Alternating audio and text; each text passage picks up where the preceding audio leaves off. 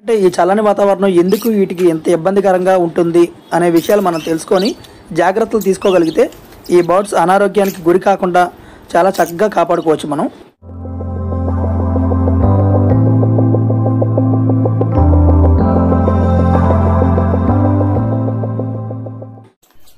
Hi hello నమస్తే, welcome back to your channel Das birds zone Eluru. ఈరోజైతే మన వీడియోలో టాపిక్ వచ్చేసి మన బర్డ్స్కి సీజనల్ చేంజెస్ టైంలో ఏ డిసీజులు వస్తాయి, అవి రాకుండా మనం ఏ జాగ్రత్తలు తీసుకోవాలి అనే టాపిక్ గురించి పూర్తిగా తెలుసుకుందామండి. ఈ వీడియోని ఎక్కడ స్కిప్ చేయకుండా కంప్లీట్గా చూసేసేయండి. కొత్త వాళ్ళు ఎవరైనా ఉంటే మన ఛానల్ని సబ్స్క్రైబ్ చేయడం మర్చిపోకండి. బెల్ నోటిఫికేషన్ ఆన్లో పెట్టుకోండి. మనం చేసే ప్రతి వీడియో మీకు ముందుగా చేరుతుందండి. రెగ్యులర్గా మన క్లైమేట్లో సీజనల్ చేంజెస్ చాలా కామన్గా వస్తూ ఉంటాయండి.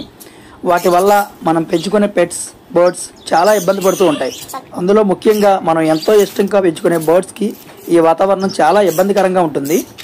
ఈ బర్డ్స్కి అనుగుణంగా ఉండే వాతావరణం అంటే మీడియంగా ఉండే వాతావరణానికి బాగా ఇష్టపడతాయండి. అంటే అటు చల్లగా కాకుండా ఇటు వేడిగా కాకుండా మీడియంగా ఉండే వాతావరణానికి బాగా ఇష్టపడతాయి. అందులో ముఖ్యంగా బర్డ్స్ విషయానికి వస్తే ఈ వాతావరణంలో అవి చాలా ఇబ్బందికరంగాను అనారోగ్యానికి బాగా గురవుతూ ఉంటాయండి.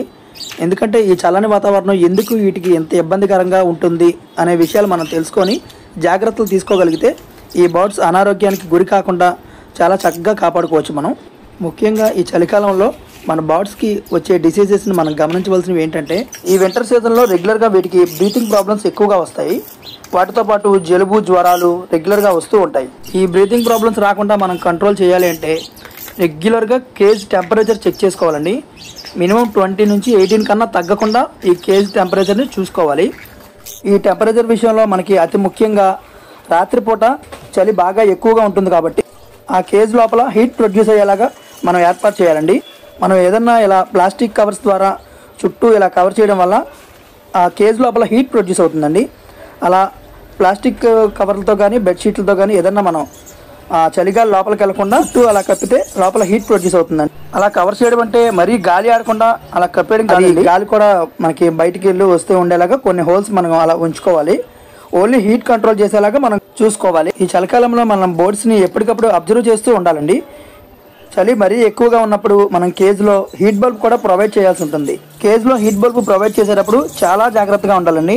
ఎందుకంటే బర్డ్స్ ఇవి ఏదో కొరుకుతూ ఉంటాయి కదా, ఆ కొరికేటప్పుడు ఈ వైరు టచ్ అవ్వకుండా జాగ్రత్తగా చూసుకోవాలి. అంతేకాకుండా బల్బ్ కూడా కొంచెం డిస్టెన్స్లో ఉండేలా చూడాలి. అది చాలా హీట్ ఎక్కి కాలుతూ ఉంటుంది, అది కూడా జాగ్రత్తలు తీసుకోవాలి.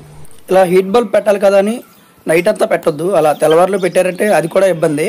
ఎందుకంటే వాటికి నిద్ర లేక స్ట్రెస్కి గురయ్యి కొన్ని మళ్ళీ అనారోగ్య సమస్యలు వస్తాయి. ఈ బ్రీడింగ్ పేరు అయితే బ్రీడింగ్ కూడా చేయలేవు నైట్ అంతా నిద్ర లేకపోతే. అది కూడా మనం ముఖ్యంగా గమనించాలి. లేదంటే ఆ బర్డ్స్కి కూడా ఆ హీట్ వల్ల ఏదైనా డ్యామేజెస్ అయ్యే ఛాన్స్ ఉంది. ఇలా చేయడం వల్ల ఈ చలికాలంలో మన బర్డ్స్కి కొంతవరకు మనం డిసీజెస్ రాకుండా కాపాడుకోవచ్చు. నెక్స్ట్ వచ్చి వీటికి దోమల వల్ల కూడా ఈ చలికాలంలో చాలా ఇబ్బందులు ఉంటాయి. వాటి వల్ల మన బర్డ్స్కి ఇబ్బంది కలగకుండా ఉండాలంటే ఆ కేజ్ని మనం ఎప్పటికప్పుడు క్లీన్ చేసుకుంటూ ఉండాలి. రెగ్యులర్గా వాటర్ మార్చడం, ఫుడ్ బౌల్స్ మార్చడం చూసుకొని క్లీన్గా ఉంచుకోవాలి. వాటి వల్ల పురుగు ఈ దోమలు ఏం చేరకుండా ఉంటాయి. ఇంకో ముఖ్యంగా మనం తెలుసుకోవాల్సిన విషయం ఏంటంటే, ఈవినింగ్ టైంలో వాటర్ని అస్సలు ఉంచొద్దు కేజ్లో. ఎందుకంటే ఈ చల్లదనానికి కూలెక్కిపోయి వాటరు అవి ఈ బర్డ్స్ తీసుకుంటే కనుక అప్పుడే మనకి జలుబులు జ్వరాలు రావడానికి ముఖ్య కారణం. ఈవినింగ్ అవ్వగానే వాటర్ కంప్లీట్గా తీసేసేయండి, కేజ్లో ఉంచొద్దు. ఈ సీజనల్ చేంజింగ్స్ టైంలో కొన్ని వాతావరణాలు వాటికి సెట్ అవ్వక విటమిన్ లోపం కూడా ఉంటుందండి.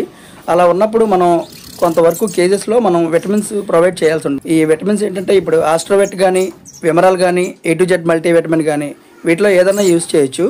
మన దగ్గర ఉన్న బర్డ్స్ని బట్టి ఆ క్వాంటిటీ చూసుకొని ఇచ్చుకోవాలి. వీక్లీ 1 or 2 times ఇలా కేజ్లో మనం ప్రొవైడ్ చేయడం వల్ల వాటికి కొన్ని అనారోగ్య సమస్యలు రాకుండా మనం కాపాడుకోగలిగే ఛాన్సెస్ ఉన్నాయి. ఈ చలికాలంలో ఈ పక్షులకి ఇంకొక ముఖ్యంగా గమనించాల్సిన విషయం ఏంటంటే హ్యూమిడిటీ. హ్యూమిడిటీ అంటే గాలిలో తేమ చాలా తక్కువగా ఉంటుంది. వాటికి పక్షులకే కాదు మనుషులకు కూడా హ్యూమిడిటీ పవర్ అవసరం ఈ చలికాలంలో. ఈ పక్షులకి ఏంటంటే ఈ గాలిలో తేమ తగ్గడం వల్ల కొత్త డిసీజులు వస్తూ ఉంటాయి. అలా తల వెనక్కి పెట్టి ముడుచుకొని పడుకోవడం ఈ హ్యూమిడిటీ పవర్ తగ్గడం వల్లే. ఈ గాలిలో తేమ తగ్గితే చర్మ వ్యాధులు కానీ, ఏకలు రావడం ఇలాంటి ఇన్ఫెక్షన్స్ అన్నీ వస్తూ ఉంటాయి. అలాంటప్పుడు మనం పక్షులకి తేమ అందించగలిగేలాగా మనం చూసుకోవాలి. అది ఎలా అంటే మనకి మార్కెట్లో ఎలక్ట్రానిక్ హ్యూమిడిఫైర్స్ అని దొరుకుతాయండి. అవి పెద్ద ఫార్మ్స్ వాళ్ళు అట్లా పెట్టుకోవచ్చు. లేదా మనం ఇలా చిన్న కేజెస్లో పెట్టుకున్న వాళ్ళకి సింపుల్గా చేయాలంటే మీకు ఒకటి చెప్తానండి టిప్పు, ఈ వీడియోలో చూడండి. ఇలా వాటర్ స్ప్రే బాటిల్ ఒకటి తీసుకోండి.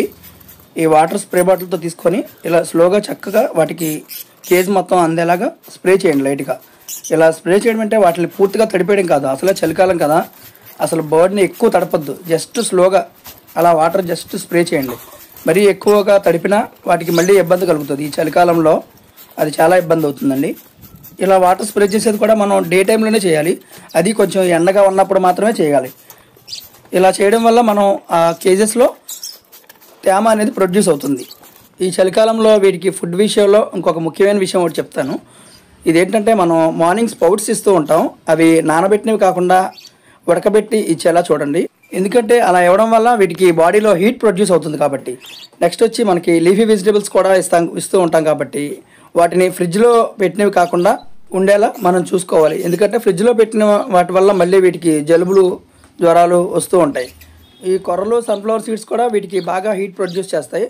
సన్ఫ్లవర్ సీడ్స్ హీట్ ప్రొడ్యూస్ చేస్తాయి కానీ కొంచెం వాటిలో ఫ్యాట్ కంటెంట్ కూడా ఎక్కువగా ఉంటుంది.